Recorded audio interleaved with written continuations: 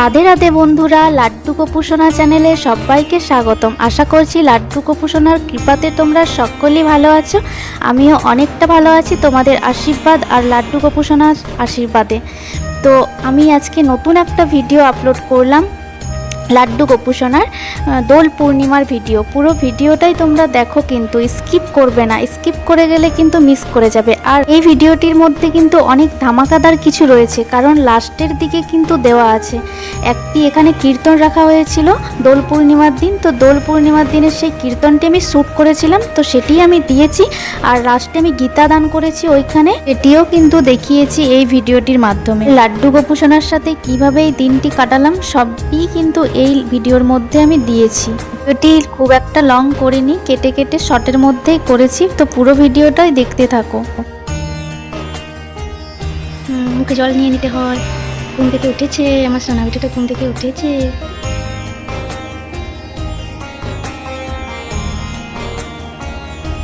সত্যি কথা বলতে আমি গোপুসোনাকে খুব ভালোবাসি, আর ওর সাথে সময়টা কাটাতে পারলে যেন খুবই ভালো লাগে। কিন্তু আমি ওর সাথে সারাটা সময় কাটাতে পারি না। তিনটে টাইমেই ওর সাথে আমি সময়টা কাটাতে পারি, এক টাইম সকাল, দুপুর আর রাত্রে। আর সকালবেলাতে ওর মুখ থেকে ঘুম থেকে উঠলে আমার দিনটা খুবই ভালো যায়। তো আমি সকালবেলাতেই ঘুম থেকে উঠে আমি আমার বাড়ির কাজগুলো করে নিই। করার পরেই আমি কিন্তু স্নান করে পরে আমি আমার গোপুসোনাকে হাত দিই। মানে বলতে গেলে আমার সকালে 7টার মধ্যেই আমার গোপুসোনার সেবা আমি দিয়ে দিই।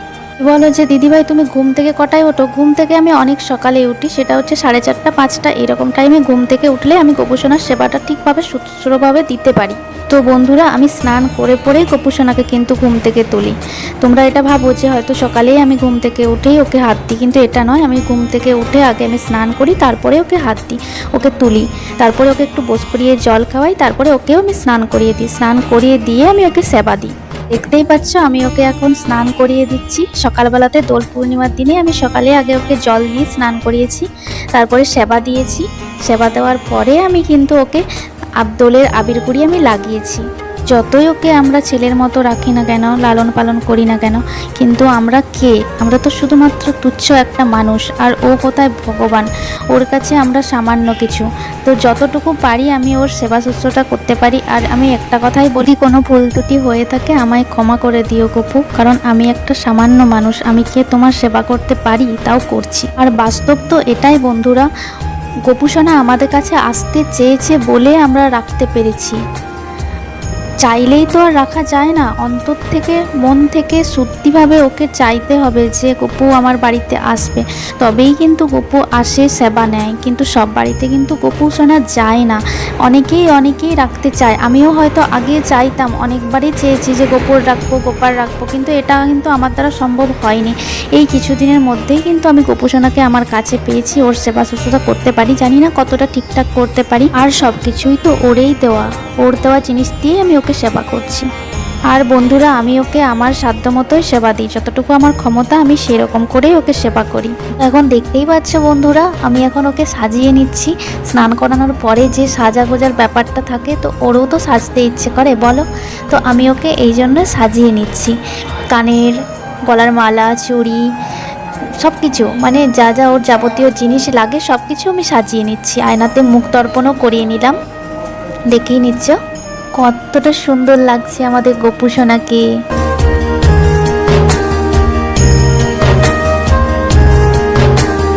সেবা দেওয়ার আগে ওকে চন্দনের ফোঁটা দিয়ে দিলাম। চন্দনের ফোঁটা আমাদের গোপুসোনার খুব প্রিয়। এরপর আমি সকালের সেবাটা ওকে দিলাম। সকালের সেবাতে আমি আপেল দিয়েছি, কারণ ওই যে বললাম আমাদের সামর্থ্য মতো, সাধ্য মতো যা পারি তাই দিই। তো আমি সকালে আপেলটাই দিলাম। আর ওর সাথে আমি একটু দই, মানে গোপুসোনা খুব পছন্দ করে না, তো আমি টক দই আনিয়েছিলাম, টক দই দিয়েছি। এরপর ঘুন্টি বাজিয়ে ওকে আমি জানিয়ে দিলাম যে গোপুসোনা তোমায় সেবা দিয়েছি, তুমি গ্রহণ করো। আর এদিকে বাবা ভোলানাথ আর মা দুর্গাকেও কিন্তু সেবা দিয়ে দিলাম, আর মা তারাকে সেবা দিলাম। আর একটা কথা হচ্ছে বন্ধুরা, ঘুন্টি না বাজালে গোপাল ঠাকুর আমাদের সেবা গ্রহণ করেন না। ঘুন্টি বাজিয়ে সেবা দেওয়া উচিত। কৃষ্ণায় বাসুদেবায় হরহে পরমাত্মনে প্রণত ক্লেশনাশায় গোবিন্দায় নমো নমঃ। হরি বল হরি বল। এরপর ওই প্রদীপ থেকে ওই তাপটা আমি ওর দুই গালের মধ্যে দিই আর ওর বুকের মধ্যে দিই। তারপরে যে চন্দন হয়, চন্দনের মধ্যে আমি দুটো তুলসীপত্র লাগিয়ে ওর চরণতলে দিই। তারপরে আমি ওকে সেবা করাই, আমার হাত দিয়ে ওকে আমি সেবা করাই, কারণ ছোট বাচ্চারা যেমন সেবা করতে চায় না, তো আমিও ওকে সেভাবে বলি, গোপুসোনা আমার হাতে সেবা করে নাও, তারপরে তুমি তোমার ইচ্ছে মতো তুমি সেবা করো। তো সেটাই আমি করছিলাম বন্ধুরা।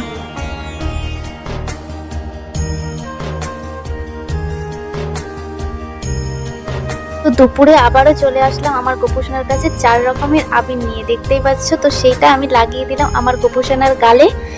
এই যে দেখো কত সুন্দর লাগছে আমার গোপুসোনাকে, এই মুখটা দেখার জন্য আমি অধৈর্য হয়ে যাই। তোমরাও তো হয়ে যাও, তাই না বলো বন্ধুরা? কত সুন্দর লাগে এই যে মুহূর্তটা।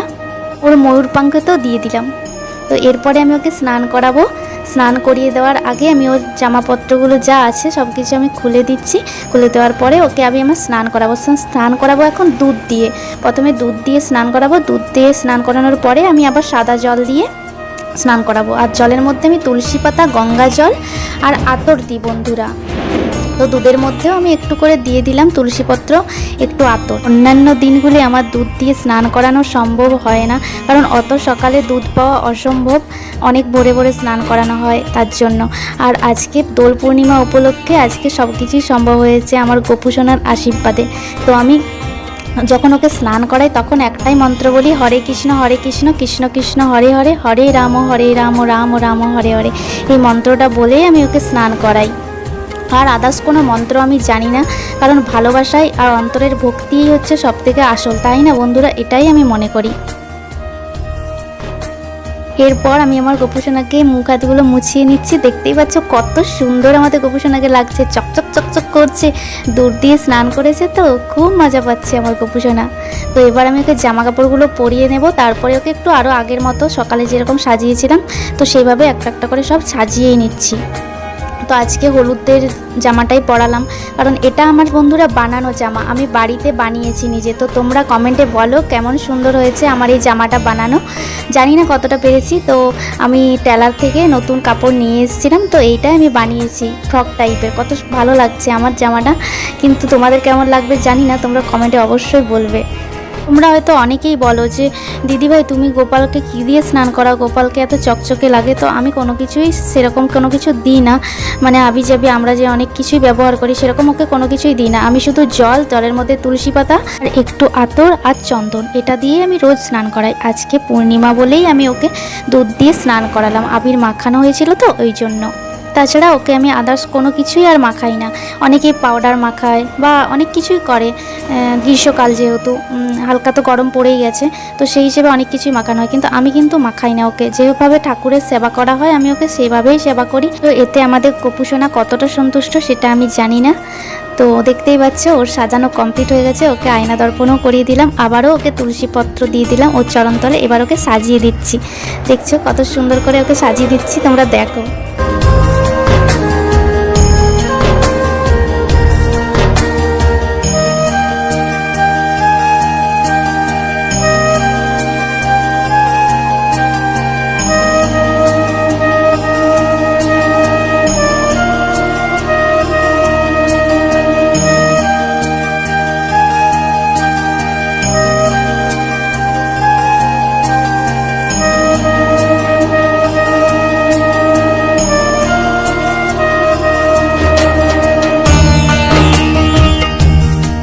তো আবারও ওকে আমি সেবা দিলাম।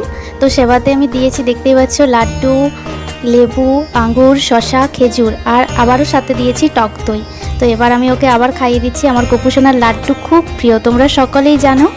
তো সেইভাবে আমি ওকে সব কিছুই খাইয়ে দিচ্ছি একটু একটু করে। তারপরে আবারও ওকে নিজেই বলবো যে তুমি খেয়ে নাও। সত্যি কথা বলতে ওকে আমার খাইয়ে দিতে খুব ভালো লাগে। সে বাচ্চাকে যেরকমভাবে খাওয়ানো হয় সেভাবে ওকে খাইয়ে দিয়ে একটু আদর করে করে আলতো আলতোভাবে কথা বলি, শোনা খেয়ে নিতে হয়, খেয়ে নাও, এইভাবে খাওয়াতে তো খুব ভালো লাগে, তাই না বলো? এরপর তোমাদেরকে একটা কথা বলি, আমি সন্ধ্যের সেবাটা তোমাদেরকে দেখাতে পারবো না, কারণ সন্ধ্যেবেলাতে অনেক তাড়াহুড়োতে আমি ওকে সেবাটা দিয়েছি। সন্ধ্যেবেলাতে আমি অত ভিডিওটা শ্যুট করতে পারিনি।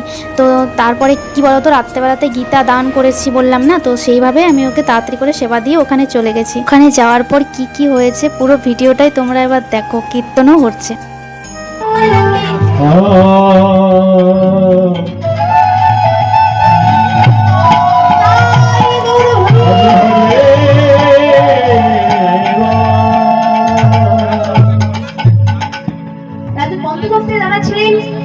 আমার গৌরাঙ্গ মহাপ্রভু, তার পরমাধন্য নিত্যানন্দ, তার সাথে ছিলেন অদ্বৈত প্রভু, তার সাথে শ্রীমতী স্বরূপ রাধারানীর ভাব আমার গদাধর, আর কে ছিলেন শ্রীবাস।